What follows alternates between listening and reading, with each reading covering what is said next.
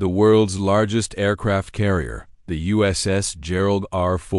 has just left Crete, Greece, after a short stop at the U.S. Navy base in Souda Bay. And it's not just a routine departure. This move is part of a much larger U.S. military buildup as tensions with Iran rise again, and as diplomatic talks are still hanging by a thread. The USS Gerald R. a nuclear-powered supercarrier and the flagship of America's newest carrier class, spent several days at Souda Bay resupplying, taking on essentials like fuel, food, and equipment.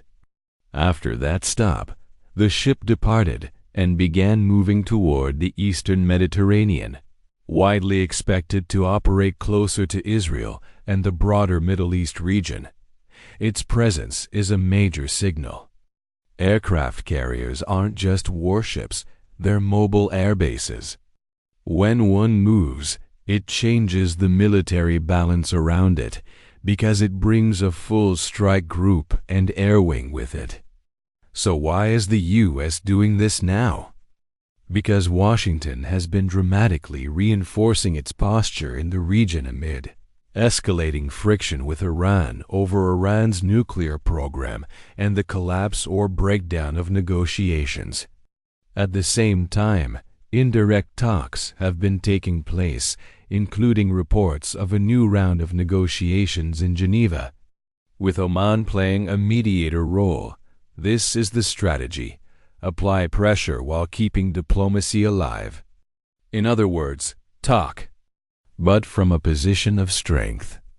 And the USS Gerald R. isn't alone.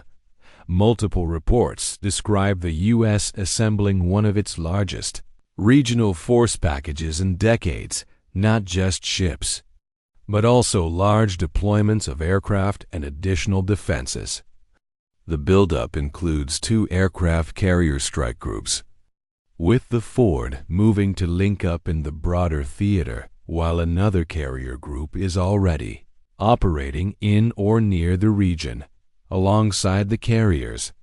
The U.S. has also been shifting aircraft through Europe and into forward positions, while reinforcing air and missile defense coverage to reduce the risk of retaliation if a conflict expands. This isn't automatically a sign that war is guaranteed, but it is a sign that the U.S. wants the ability to move fast if diplomacy collapses.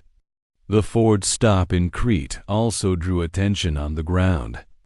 In the city of Chania, near the Souda Bay base, there were protests against the carrier's presence, showing that even a short port call can trigger political backlash and public tension, especially when regional conflict feels close. Now the big question is, what comes next? Watch for 3 things. Where the Ford operates in the eastern Mediterranean, whether US-Iran talks show progress or break down again, whether the buildup stabilizes the situation or increases the chance of miscalculation.